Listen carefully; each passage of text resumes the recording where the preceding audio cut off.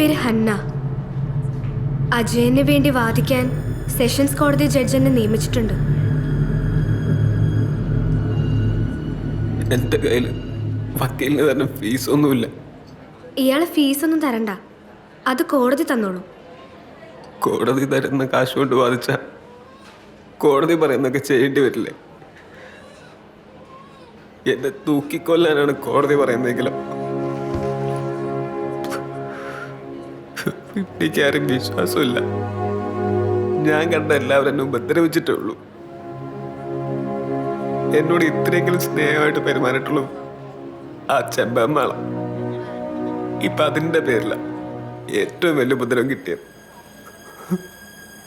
അല്ല ജയ, ഇതിപ്പോ എന്താ പറ്റിയേ? ആശുപത്രി കിടക്കാൻ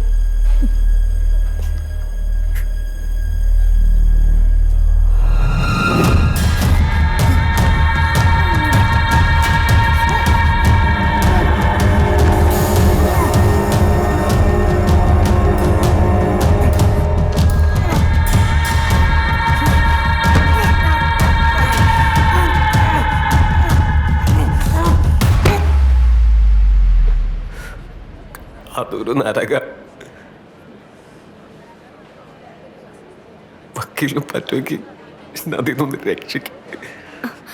അജയനെതിരെയുള്ള ക്രൈംബ്രാഞ്ചിന്റെ കേസ് സ്ട്രോങ്ങാ. അവന്മാർ ശരിക്കും പൂട്ടിയിട്ടുണ്ട്. ഞാനൊരു കുറ്റം ചെയ്തിട്ടില്ല. പക്ഷേ അജയ, ക്രൈംബ്രാഞ്ച് എല്ലാത്തിനും കൃത്യമായിട്ട് തെളിവുകൾ വെച്ചിട്ടുണ്ട്. കോടതിയിൽ തെളിവുകളാണ് പ്രധാനം. ഇതിപ്പോ അജയനല്ല അത് ചെയ്തെന്ന് സമ്മതിച്ചാൽ പോലും ആ കത്തിയും പേഴ്സും ഷർട്ടും അവിടെ ഉണ്ടായിരുന്നു.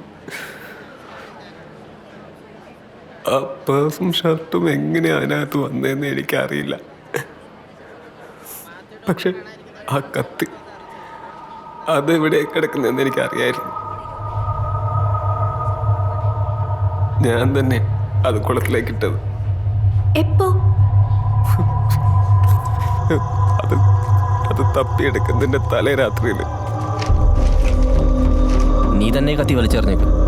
എറിയുന്ന സ്ഥലം ഓർമ്മ ഉണ്ടാവണേ. എടുത്തോ.